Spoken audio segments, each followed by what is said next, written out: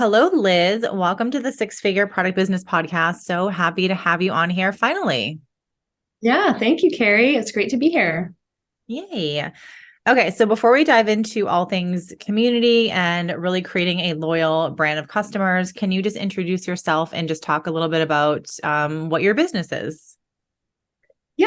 So I'm Liz Williams, and I'm the owner of Hightail Hikes. So we're a dog walking business. We're based in Oakland, California, but we also have a product business that we started in 2020, where we sell handmade dog gear made from this awesome material called biothane, which is just this great material for walking dogs that's waterproof and easy to clean and stink proof and colorful. And so we sell dog walking gear and other dog products, enrichment products for dogs. And so that's what we do.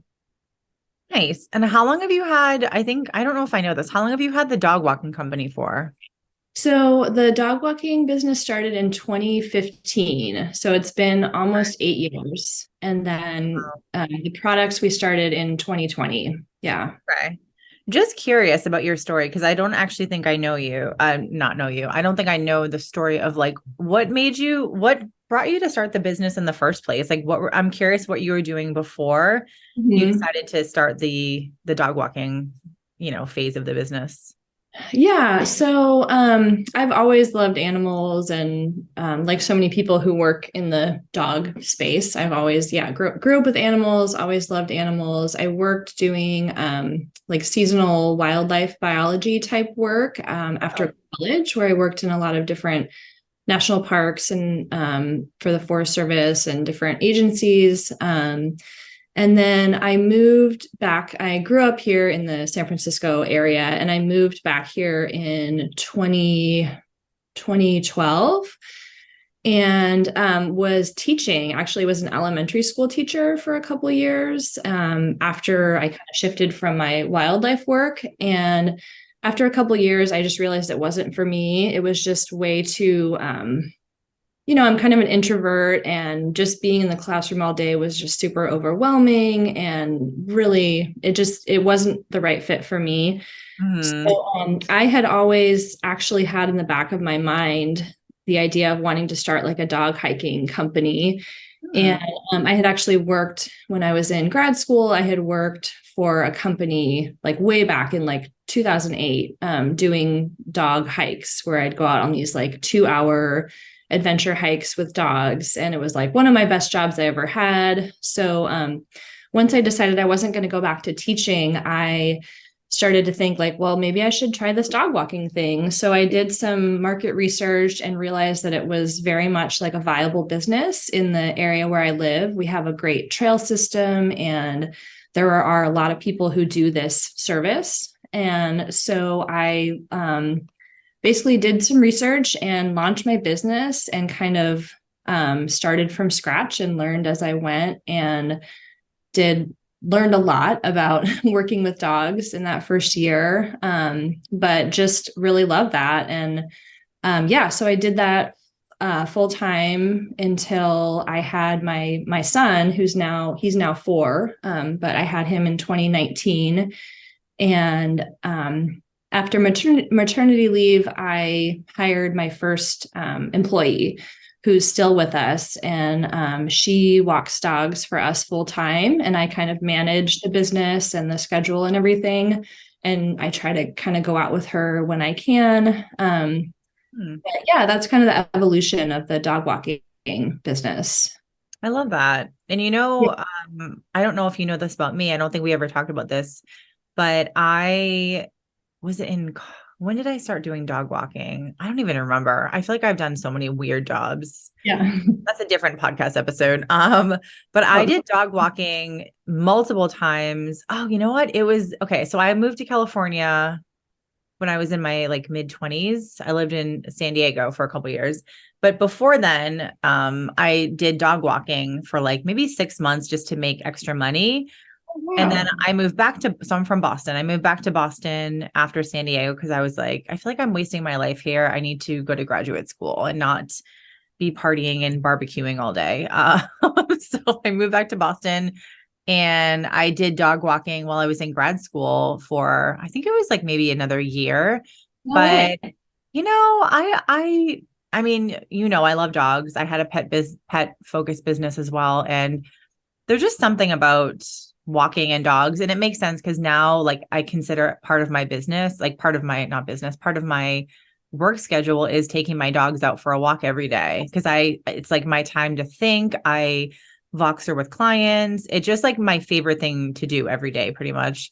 Yeah. But yeah, like I have done I also did dog walking in California too. I forgot about that. I worked for some like franchise and used to like go to these rich areas of San Diego and like walk people's dogs on their lunch break. So weird. But Oh, yeah, walking dogs is fun. And I think like sometimes when we're in those transitional things of like, I don't want to do this anymore, but I want to do something else. Like I do think so many people lean into like the dog walking or the pet business because they love dogs and they also like doing something active with dogs. So I think that's awesome. And it's also just fun. Like I love doing dog walking. I thought it was super fun. I'm like, I can't believe I get paid to literally walk around and take dogs out. Like this is the best job ever. yeah, absolutely. I mean, it's an amazing job. It can be challenging for sure. Yeah. And I think it does take a lot more skill than people think, which, maybe you real like you don't, it's not just like all sunshine and rainbows. Like you go out with these Yeah. dogs and you're just frolicking through the fields. And I mean, it can be really hard work and it's like, it can Yeah. be really gross and it can be, so there's a lot that goes into it, but yeah, Yeah. no, absolutely. I am so grateful for the years that I spent doing basically hiking with dogs every day on these beautiful trails. And yeah, as hard as it can be, there's definitely moments that are just like pure, just Mm, bliss when the weather's nice and all the dogs are just like everybody's kind of in sync and mhm. it's wonderful. Yeah. I love So, that. And yeah. then you started and is it a different name than the leashes and all that, or is it this, it's all the same name? Yeah, I kept the same name, so it's all under Hightail Hikes. And Yeah. what made you want to pivot? Because I know we're gonna talk about like a lot of cool things with your business and like how you've created a very loyal audience of customers. But I think it's important to talk about like some of the backstory as well, just for anyone listening. Yeah. What made you kind of pivot into now selling, leashes and things that completely relate to your business of the dog hiking and all that. But like, yeah, just curious, what made you kind of like lean into that phase? Yeah. So we had started, so the products that we sell, the leashes, I had actually started using this material that I mentioned for my dog walking groups pretty early on when I started walking dogs. And it was like kind of a game changer for me for walking dogs, because if you're using like these standard like fabric or rope or nylon type leashes, like they're just not that nice to handle and they get really gross and then they don't really dry and they're just like caked in dirt and it's just like not. But I started using these biothane leashes that I had purchased, and they were just so much, it just made things so much nicer for walking dogs. And they were just easy to handle. They clean up really nice. You hang them up after and they just like dry and they look brand new next time you go to use them. And so after using those for a while, my husband, he's a fabricator, so his job, he makes things for people out of like, he does a lot of metal work and woodworking, and Oh, his cool. kind of like superpower is that he can figure out how to make stuff or fix things. And so he was like, we can make these.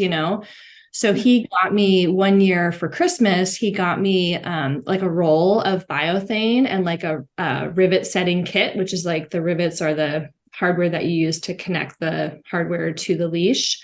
Okay. Um, I was like, oh, okay, thanks. I have to do this. You're not going to do it. So it kind of like sat there and I like didn't know how to make them. And so finally I think he made a set for me. And it was like, oh yeah, this is great. And then we kind of started talking about, we always talk about business ideas, or we had always talked about wanting to have a product or come up with a product. And we were like, well, we could sell these leashes, we could make them and sell them to other dog walkers. And but we were just always so busy and never did anything with it. But then when the COVID lockdown happened in, March of 2020, we had to shut down the dog walking business and everything was in lockdown. So we were home with our son, who was a baby, and we were just kind of like at home, and we're like, okay, well, let's, trying to figure out what to do. And then, maybe to bring in some income. And so, we were like, well, let's just try putting up something on the website to sell the leashes and see what happens. So, put up a little like sales page on my website, and basically just like reached out to everybody I knew in the dog world and in my community. And we started getting orders. And so that's kind of how it happened. And I was just like, making the leashes at home in our apartment and packing the orders like in our bedroom. And then just basically over kind of that summer and fall, like it just kind of kept going. And we got a ton of support from like the dog community in the Bay Area, like the other dog walkers and other dog trainers were really supportive, because people love, supporting a local business. And then we started getting into some of the independent pet stores in San Francisco. And then that started to get us out in front of, new customers. And then it kind of just grew from there. And then I moved the operation into my husband manages a warehouse here in Oakland. And so I kind of moved the operation there, and then hired my first employee who's still with us. And it all just kind of went from there. Yeah. That's so interesting. I love hearing the conversation or the stories too of like the positives of the COVID. I mean, I feel like we're still in it a little, but like there's so many people that launched businesses during COVID, or their business completely took off during COVID, or I don't know, like, so it's nice. And, to be honest, refreshing in the doom and gloom thing that we're always hearing all the negative stories. And it's nice to hear like, your business completely, not just like pivoted, but you opened up this new revenue and stream.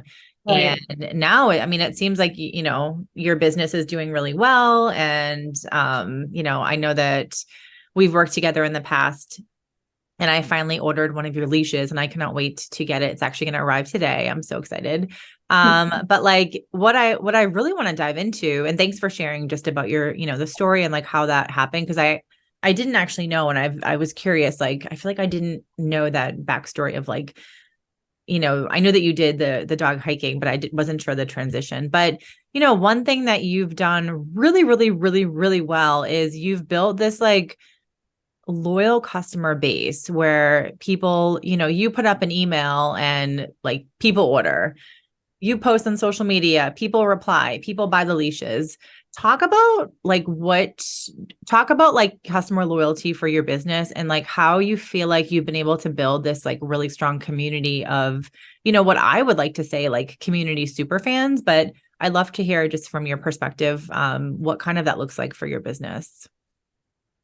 Yeah. So I think kind of like what I was saying is, I think from the beginning, the business was really born out of like our local community here. There's a really great big network of dog people here in our area. And so like I said, starting out, like the other dog walkers in the community were all super supportive and ordered from me and promoted us. And the local pet stores, and connected with some dog trainers. And so I think that community aspect of it helped kind of get things off the ground, and just being connected, having been part of that community for 5 years leading up to starting the business, and people know who you are and you already have that connection. Yeah. Um, and so I would say that a huge part of our business now is still working with other dog professionals and dog trainers in, I mean, all over the place now, but just that's been a really big driver of, I think, for us getting the word out about our products, because those people have clients that they work with and Mhm. they're authorities in their field. And so when they recommend a product to a client or a friend or a family member, people feel like they, like you always say, like word of mouth is so powerful, especially if you're getting a recommendation from, for example, your dog trainer or your dog walker or something like that. So I think that aspect is really important for us. And then I think the other aspect that is really significant for us is just kind of our values as a brand. So we, as dog walkers and our dog walking company, we've always been really strong advocates for positive reinforcement dog training, which, if you're not familiar with kind of the whole the dog world and the dog training world, there's definitely really strong opinions and really strong people hold really strong views on kind of training methodologies and how we should live with our dogs and how we should kind of be in relationship with our dogs. And so we've always believed that dogs are our family members and that we should treat our dogs with the same kindness and empathy and compassion as we would a family member. And we're not shy about voicing our views and our opinions about using positive reinforcement training methods. And so I think that for a lot of people, they, who also feel strongly about how they want to have their relationship with their dog, they're Mhm. happy to find a brand that holds those same values and is not afraid to kind of advocate for those values and provide education around some of those topics. So yeah, I think that those two things, and I think the product is obviously very important. And I think like we really are, like, the quality of the product is like always going to kind of come first. But in terms of like, I don't always like lead with the product, right? Like if you look at our social media, like we're not just like posting product photos all day. Like we Mhm. try to like share a lot of content and share we do interviews with other dog professionals and we do a lot of blogging. And so I think taking that approach, I think has helped us gain customers that feel the same way that we do and share those same values. So I guess that's a start. If I could probably go on and on and on, but I would say those are the two biggest, would be like finding this community in the dog world, and then having our values kind of out front and center in what we're doing. Yeah, I love that. I feel like there's like quite a few things to unpack. I'm just curious because I think the values part, I would love to talk about that a little bit because Yeah. I think oftentimes you go to a website and like they don't really share their mission of the brand. It's always just like, here's the product. We sell Mm-hmm. leashes, we sell harnesses, we sell whatever. But you have to kind of dig deep into like who's the founder of the company, what do they stand for? And most times a lot of online stores don't share any of that information. And I did a podcast recording before this, and we were talking about like she does have a very robust about us page, and she talks about her mission and how it's to make women feel confident and this and that. And I think it's really important to have that kind of information front and center of your business, because I talk a lot about humanizing your business and like how Mm-hmm. you can be different from Amazon, how you can be different from competitors. And I do think a lot of it is like the humanization angle, but Yeah. sharing your values, your mission, like something bigger than your business, I think that really resonates with people when they are trying to figure out, like, do I want to buy this leash from Liz and Hightail Hikes, or do I just want to order from Amazon? I mean, Amazon's cheaper. Amazon's going to deliver it in like, 5 minutes after I order it. So people have choice. And I do think that when you can share your values and something that your business stands for, I think that's just going to help you to, just like you said, your customers that have the same viewpoints on like dog training, if they were thinking between two businesses and one was like, I don't even know what the opposite of positive reinforcement, but I know what it is because we had someone come to our house in California with the shock collars, and I basically like had a mental breakdown and we never worked with him again. So I'm definitely against, I don't even know what that's called, unpositive reinforcement, but like, holy shit, I can see Yeah. dog people being very like, you're going to be one or the other.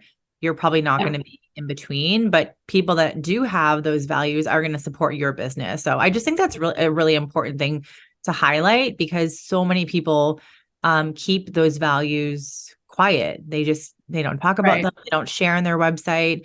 It's important to have a stance, and you're going to attract the people who have the same stance as you, and you're going Yeah. to repel people that don't. But like, who cares? Because you don't need to attract everyone. So yeah, I don't know if you have any more thoughts on that, but I just wanted to highlight that because I think you've done a great job with that. And I think so many people don't share that information on their website. Yeah, no, I think you totally nailed it. I mean, I think there are so many choices out there for anything, right? Anything you're going to buy, you go online and there's like a million, and then there's always Amazon that is, probably going to be cheaper and faster. And so I think that that can be a big differentiator if you find a company that has values that you support, or that is doing work that you think is valuable. And yeah, I mean, I think that when people buy something, it's not necessarily like it's an emotional, it can be like an emotional decision because especially like if you're thinking about your relationship with your dog, like that's a very emotional relationship, and you want to kind of have products that like are going to, number one, keep your dog safe and be good quality and make it easier to kind of walk your dog, or more enjoyable. And yeah, I think like if you can purchase something that is high quality, and you also can kind of feel like you're part of a bigger community of people who are like-minded, I think that's going to be more important than for some people than going. And I understand like sometimes people do need to buy, if you're on a budget and you don't, you need to find the least expensive version of a product like that. I think that's fine too. But if if you want your dollars to go towards, the kind of world you want to see, I guess, then I think that comes into play, who you buy from and the values that they have, for sure. Are there any companies you buy from personally that you really bought from them based on like company or brand values that you can just recall? I'm trying to think of my own purchasing and I'm having trouble thinking of someone. I know that I have, but I'm blanking on like an example in my head. But yeah, I'm just curious, you as a consumer, anyone that you can recall that you've like, you really bought from them because you connected on the values and like their core mission, or and if not, that's totally okay. I'm putting you on the Yeah. spot. Yeah, I don't know. I mean, the thing that comes to mind, I think of like, I don't know, like a company like Patagonia, which I will admit I probably wouldn't go on the Patagonia website and buy a full price like $700 jacket, but like I have bought things from them like when I can or when I can find them on sale, and like the quality is great, like their products last forever, and I also feel really good about, you know, what they're doing with their company. And yeah, I'm trying to think of any from the dog world. I mean, I have other friends who, you know, in the dog space that have their own businesses and try to support, you know, other small businesses and buy from people, especially if there's, yeah, like a face to the brand, and you feel like you maybe have a connection with that person, or, you know, it feels, I mean, I think that's something else that you talk about a lot is like people want to buy from other people, right? They don't want to buy from a faceless website. They want to know who is this person? Would I get along with this person? Like, do I, you know, like this person? And so I think that's huge too, especially now with how it's so easy to get out and, you know, to like the social media, right? To um, kind of just be in front of your audience and talk to people. And so yeah, and I think that's something else that I don't know how much this ties in with what we're talking about, but trying to just be a human, a human being, right? And so like on social media or even in like our emails, like I'll just kind of tell people like what's going on in my life, or I'll share pictures from, you know, or if I'm feeling like really if things are hard or if I'm feeling tired, like I'll be honest, and I'll kind of be a real person. Mhm. And I think that that's important too. So Yeah, absolutely. And I think that totally ties in, because I think part of building a community for your audience is 100% a lot through email. Like, obviously, I think, you know, I'm a yeah, huge fan of email marketing. I think it's just like the best of the best. But yeah, you literally can send an email out, and in 1 minute you can reach however big your audience is, or your email list. If it's 500 or 5,000, you know, you really can feel like you're having like an intimate, sort of intimate like conversation with people. They open up your email, they read it, they learn like, oh damn, Liz is having a really hard time. Like, you know, who can I wonder who I know that has a dog that would love her leash. Like, let me think. Like, you become a person, just like you just mentioned. You go from being this, because I think a lot of emails you get from brands, you don't, there's never a person attached. It's just like, mhm, from yeah, Patagonia, from Starbucks, from whoever the fuck it is. Like, you don't actually know that there's a person. It's just like, it could be, it feels like a robot almost, because so much of communication that we're getting from brands isn't from a person. It's like, oh, the marketing manager or like whoever. But when it's a smaller business, and it's like Liz, the founder, it just, that hits different, you know. But you can communicate with people, you can share, and you can show up like a human, and people connect with that, people resonate with that. yeah, I think people need to do more of that with their brands, whether it's on email or whether it's, you know, on social media, whatever. Because you it does humanize your business 100%. And I truly feel like that is a difference between a business that's going to work out and a business that is, you're just like, who owns the business? I have no idea. You go to their website, there's no pictures. You're like, is this like some creepy old man? I don't know, like, who I don't know who it is.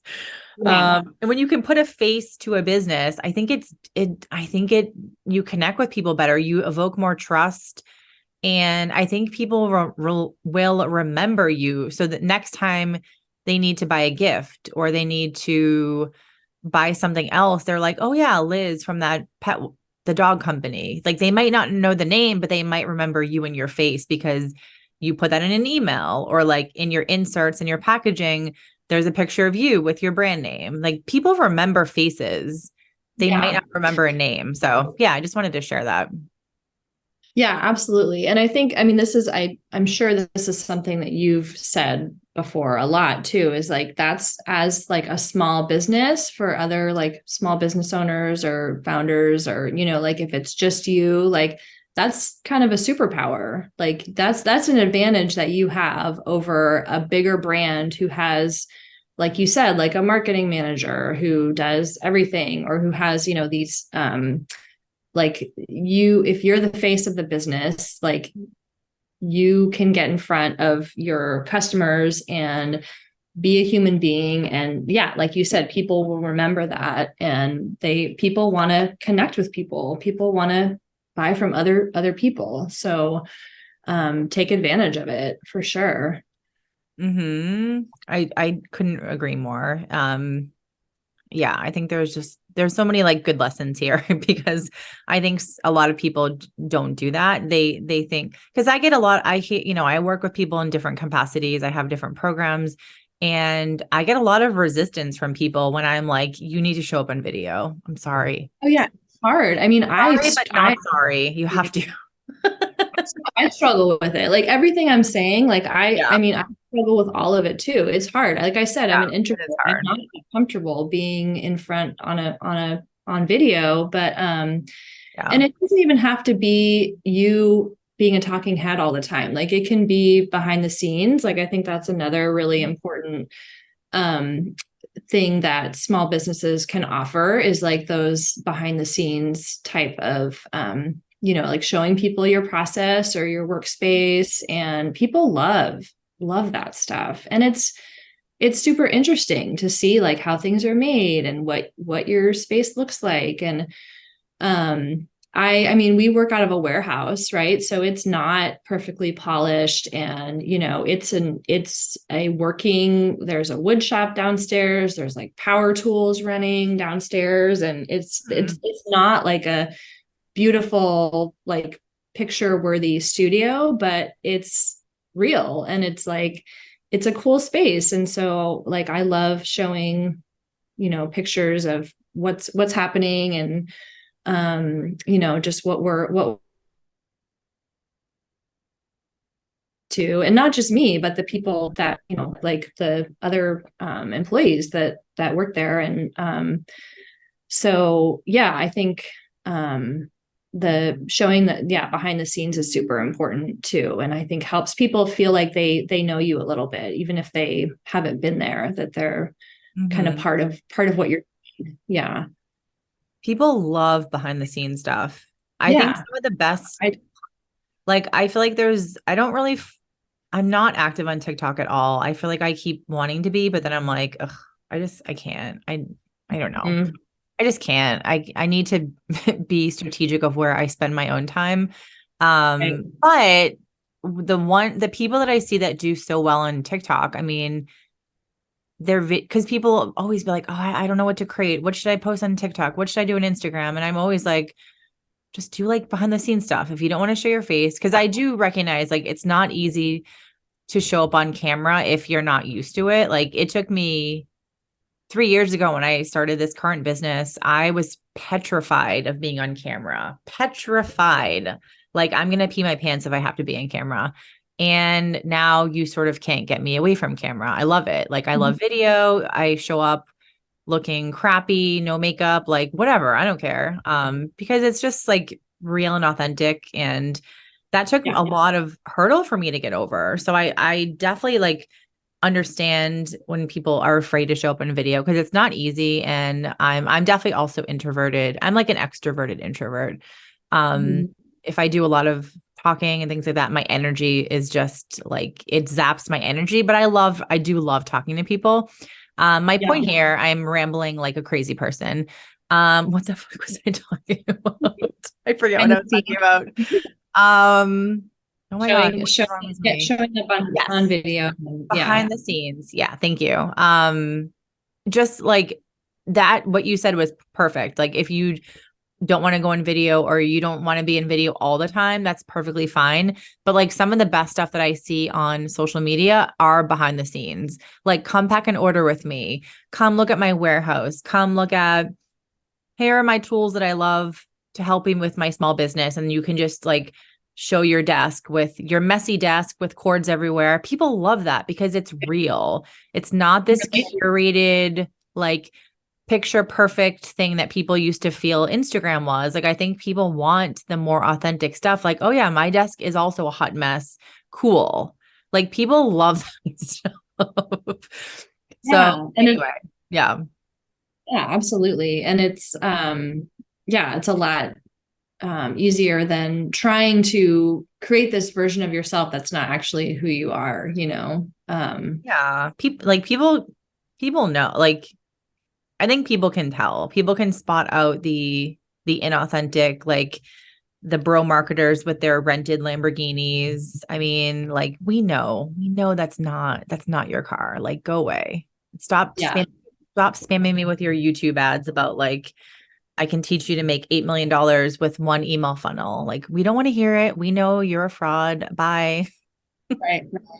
Yeah. And then I think the other big component, so we talked about like yeah, like values and showing up. And then I think the other another one that's huge is just like really featuring our customers and kind of letting them speak for the product and the experience using the product. And so, and again, like so many things I really want to do better and need to do better with like using more of our user generated content, like and on social media and showing people using the products. But yeah, I mean, the people who are our customers are just like the most incredible dog guardians. Like they are just, it's so inspiring to see like what they do with their dogs and the way that they work so hard to give their dogs, you know, meet their dogs' needs and Mm. all of the work that they do. And so I think just highlighting them because they're really like the people I aspire to be, honestly, you know, like, I mean, they're just incredible. So, yeah, I think like showing, really highlighting your customers is a great way to build community also. Whether that's like, yeah, using generated content or like I've done things where I've interviewed customers or ambassadors for our blog, or just highlighting, you know, people's experience with their journey with their dog or in, you know, emails or so your customers are going to be your best use cases for your products and, you know, highlighting what you can do with your products and people can see the products in action and then it just helps build community too. Like people love to be featured and Mhm. you know, it's really fun if you share a photo and then a company, you know, features it or so yeah, I think that's super important too. How do you think you're getting so many people to take photos of your product and share? Like are you trying to get user generated content or people see that you post? Because I think this is like such an easy strategy that can be very much duplicated. Like the more photos and content that you feature on like your social media or your blog, people see that and they're like, oh, well, Liz is featuring all these dog hikers and dog moms with their dogs. Like, I wonder if I can take a photo, she'll feature me too. So I feel like it's intuitive that like the more you showcase UGC, the more you will get. But I'm curious, like what you're doing to get people to do that. Cause a lot of people will complain to me that it's really hard to get user generated content. Yeah. Well, I think, I mean, I'll definitely say, like, I think it's easier. It depends on the product. So I think with dogs, you know, Yeah. people love sharing Mhm. pictures of their dog. People love looking at pictures of dogs on Instagram and people, you know, Yeah. so I think it's a naturally like it lends itself to people sharing Mhm. um, and so that probably makes it a little easier. But I mean, like I said, I try to do as much as I can, and I really want to do more and just more stuff on our feed of highlighting customers. But I think because there is like a community. I think again, like through word of mouth, or maybe you heard about the product from somebody else on Instagram, and so you decide to order the product, and then you want to share that because now you're kind of part of that bigger community. So I think like people just want to kind of be a part of that. So even if it's not me or us reposting it, I think people just posting for their own communities and sharing to their networks, which is like-minded dog people. I think that that's probably a motivator for people to share. I think people love to share, dog people love to share kind of what gear they use for walking their dogs, or there's apparel that people wear, or treat pouches, or different products. And so I think, and again, going back to like the values thing, like it does make a statement about what you care about if you're, a product from a company that has the same values as you, or has the same philosophy as you. So, yeah. And then we do, I mean, just more specifically, I mean, we like to do like photo contests. So we do those a few times a year, where we have kind of a theme and people can submit photos. So like in April, we're going to do long lines, which are like basically long leashes for walking your dog to give them a little more space to kind of sniff and explore. And so we're going to do a photo contest. Like we did one last year where people can either submit photos or reels of their dog on a long line and how they use it, or how it benefits them. And then they will select two winners to win like a $50 gift card. Okay. That's been really fun just to see, just to like see what people are doing with their products. And so, yeah, we do those probably, I think 3 or 4 times a year. So that's fun. And like in the summer, we did like a water dogs contest where people showed pictures of their dogs like swimming or playing in the water with wearing their gear. Oh, And we did a sniff in the fall. We did like a sniff timber. So basically pictures of their dogs sniffing. And then we did one in November that was like, what did we call it? Let's Get Trashed, which was like trash, like using household recycling to make like enrichment activities, or using like boxes, because people are like ordering stuff around that time of year to make like snuffle boxes for their dogs. And so we did like a little contest for that. So that's another fun way you can do like fun little contests, or have different themes based on the time of year. that's really smart. That's smart to just, I mean, and also like pending if like you're asking like check here if we're able to like share this on our social media or something. But like that's an Yeah. awesome strategy just to get a lot of stuff in like a very easy way. So I love that. I think that's awesome. Yeah. And then we just say like, if by entering you are, whatever, I don't remember what we say, but you're consenting that we can share your content. So, yeah. I love that. Um, yeah. And then I think, yeah, like doing collaborations. So again, like I like some of the stuff we've done with like our blog is just like interviewing other dog trainers and people, and trying to like provide some more education to our customers. So like, and we try to provide a lot of education on the blog too, but I think just collaborating with other people in your field or in your niche can be a really great way to you know, build up your community as well. Yeah, your blog, I mean, you have a really good blog. And I think by doing like the guest posts and all that, it's such a good way because, hopefully like that person would also say, oh, look, wrote a blog on, or like, maybe I was featured in a blog by Hightail Hikes, like check it out. So you're able to get those people to share your stuff as well, which, in the end is kind of like the best case scenario when you do collaborations, like you kind of want them to be sharing it as well. It doesn't always happen, but I think Yeah. that's super smart. So I love that. Yeah. Um, just like one more question. So we talked about, just to summarize, and I'm taking notes over here because otherwise I just forget. My brain just is like already thinking of the next thing I want to ask you.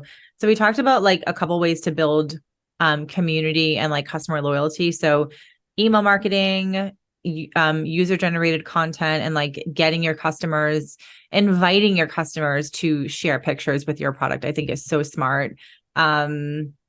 We talked about like sharing values, local, like leveraging local community. I think that's a huge one because so many parts of the country, I think more than others. Like, I live outside Seattle, like depending on the industry that you're looking at, but Seattle would be a huge, I think in Washington in general is like a huge dog friendly population.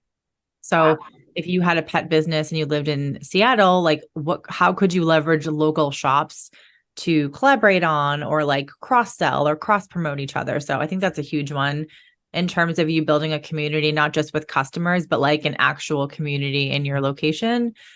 We talked about leveraging blogs to, share stories and collaborate with other, I think like guest posts and like features and things. And then we talked about a few other things, but my handwriting is so bad I can't even read it. So I think those are really awesome things.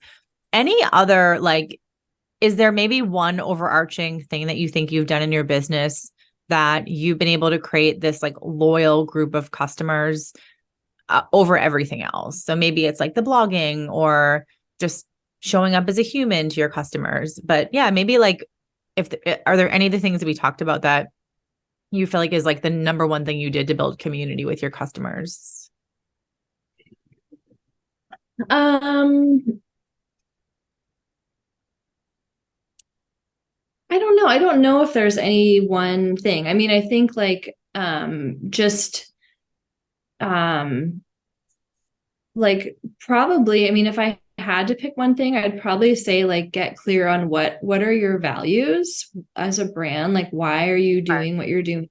And what's your story? What's your authority? Like um because again, if you're just trying to feature the product and talk about how great the product is and showing like I just don't think that's compelling enough for people. Like people need more of they need that human side. They need that emotional connection to the brand. So I think just thinking about like, yeah, what are your core values as a person, as a business, like it, and it doesn't yeah, I mean, it doesn't even necessarily have to be about the product. I mean, I think a lot of times it is, but maybe you're doing this for so you can donate to a certain cause that's really important to you, or maybe you're doing it to support a family member, or whatever it is. I think just figuring out like the why and the beyond just having a good product. Because otherwise you're just going to be in a sea of other products out there, and there's not going to be a compelling reason for somebody to choose you over somebody else, even if your product is amazing. Like I think I think that that's great, but it can I think there just has to be more in today's landscape, it seems like. Um, so, and just like leading with that and not necessarily with the product all of the time. So, um, yeah. I love that. It's so smart because I think it's I think it's easy for people to always lead with the product. Yeah. Like it's always, oh, buy my leash, buy my water bottle. But when you frame it as like by buying the water bottle, and I want to share an example for a sec, because this happened to me at the zoo last weekend when it comes to a product and like when you have a bigger picture. But yeah, like people, it's almost like the expression, like sell them what they want, but give them what they need. It's kind of the same thing with a product. Like you do have to sell a product, but you have to position it in a different way that, you do stop someone's scroll when they're going through social media, or you do attract someone on a deeper level. Like if it's a mission behind your business, you make a donation. Your jackets are made from recycled water bottles. And so every jacket you buy, this company donates like a tree or something. Like that's the kind of stuff that makes people buy. I think that's the kind of stuff that really makes people buy nowadays. I don't know if you feel the same way, but when I hear about a product and I hear about the story and I hear, oh, if I buy this, this happens. And even if it's like a small thing, like we donate 5% of proceeds go to this thing, like it's still better than nothing. You talked about like the donation thing, because that was part of my first business. I donated a portion of sales to dog rescues. And for me, that was a huge mission behind my business. It wasn't like the reason I started the business, but it was a part of my business that I felt was bigger than what I was doing. And I was making impact, but customers love that. Customers love supporting businesses that give back or donate a portion of sales. And I'm not saying that you have to donate, but I think if you have something deeper than just what you're selling, you're going to attract people, and they're going to buy into your brand, not just like that one-time purchase of your product. You know what I mean? Yeah, absolutely. And then just one other thought I had was, for so many business owners, like you may not realize it, but you're kind of, if you have a product that you're selling, like you're probably an expert or some kind of authority in that niche or in that, with that product. So I think like, don't be shy about sharing your authority or creating content that helps people, like whether it's how to use the product or like how to I don't know, I'm trying to think of an example, like just like sharing information on that topic because you're so close to it that maybe you don't realize how much you know, but you probably have a lot of great educational content to share as well. And I think that can pull people in too. Yeah, just share what you're share your knowledge, share your help people, educate people about how to use your product or how to clean the product or how to provide that education to people. And I think that can be a great something that makes you more than beyond just the product, right? Yeah. No, I love that. That's true. I think, and you are right. Like we all have, we likely know more about the industry we're in than other people might, even though I think it's really easy to say, oh, I'm not an expert, I'm not an Right. expert in that. I'm not an expert, but like, you don't have to be an expert. You just have to know more than like More the than average. your average customer. Yeah, Yeah, exactly. exactly. Yeah. Um, Let me just share this with you because I feel like you might appreciate this. So I was at the zoo last weekend and my son always wants to go into the gift store, even though I'm like, we're not buying anything because I don't know, it's just like a lot of junk. And I'm looking around and I see this little on the jewelry, like there's like a little hanger of like bracelets and there's a polar bear on it. And I love bears. Anyone listening, you probably know I'm like grossly obsessed with bears. They're like my favorite thing in the whole world.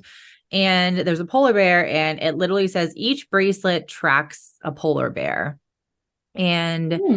there's different colors. They also have different animals. I think there was like a bracelet for, I don't know, an orca or something, but the bears are like my thing. So anyway, so you turn the package around and it literally says open this up to learn more about the bear that you're about to start tracking or something. It was so interesting. I I didn't buy it, but I'm probably going to because I'm as impressed I am with this because this is such a great marketing tactic.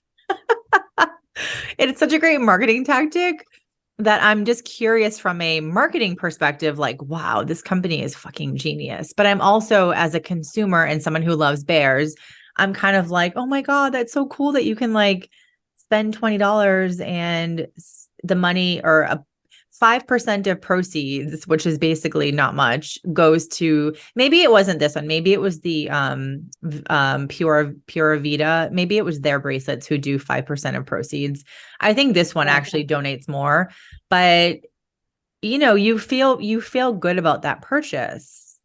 You're Yeah. not just buying a bracelet, you're helping the polar bears who are basically on their way to being extinct. So Right. it becomes a no-brainer purchase, where if that bracelet was just hanging on the rack and it didn't say this saves the polar bears, I would have never bought, Yeah, So that is genius. I mean, talk about like an emotional, bringing emotion into the, yeah, no, that's, totally. um, yeah, no, that's super smart. I know. I'm Yeah. like, that's my next business idea. I'm going to start like a stainless steel straw and I'm going to donate 5% of proceeds. I'm not, but I actually think about this a lot. Um, but like Yeah. having like a stainless steel straw and you can donate to like the sea turtles or the orcas or I don't know, some organization that you feel passionate about, but like it I mean, you can do something like, so this brand is called Fallow, Fahlo. I'm going to look into it because I'm very curious. I'm very intrigued. I'm like, who is this company? And they're very smart and I need to know what they're doing. But when you can tie in a product with a mission or a give back or a donation that evokes emotion on people, like you just said, you have probably hit the jackpot and people will buy because they want to feel like they're doing something good for the planet or the animals or save the children or really whatever cause that you feel passionate about. But like for me, I'm an animal person like you. And so I always am like, we donate to the Humane Society every month. I'm always donating to pet rescues.